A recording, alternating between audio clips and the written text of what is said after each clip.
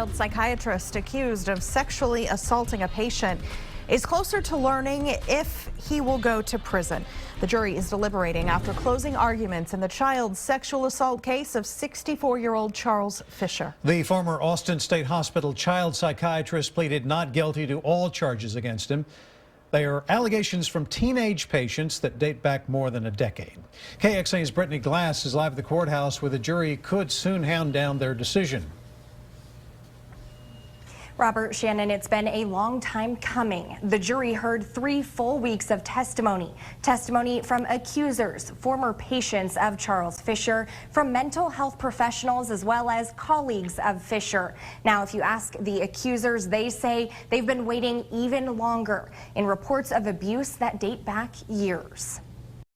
There's a long list of allegations against the 64-year-old former child psychiatrist. Charles Fischer stands charged by indictment in counts 1 through 5 with the offense of sexual assault of a child. The prosecution closed Tuesday by revealing who they say is the real Charles Fischer, a man who had a habit of sexually assaulting his young male patients. You look at case after case after case after case.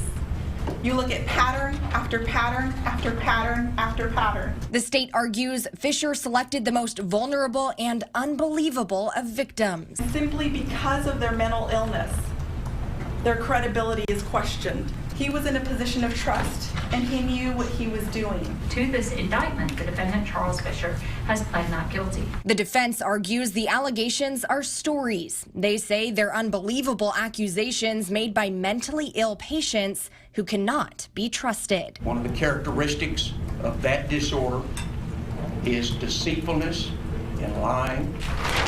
They say there's reasonable doubt because there's a lack of evidence. The police department searched the office, they searched Chuck Fischer's residence, they searched Chuck Fischer's vehicle, and they never found a scrap of pornography anywhere. Both the state and defense asking the jury to cast the verdict in their favor. Find Chuck Fischer not guilty.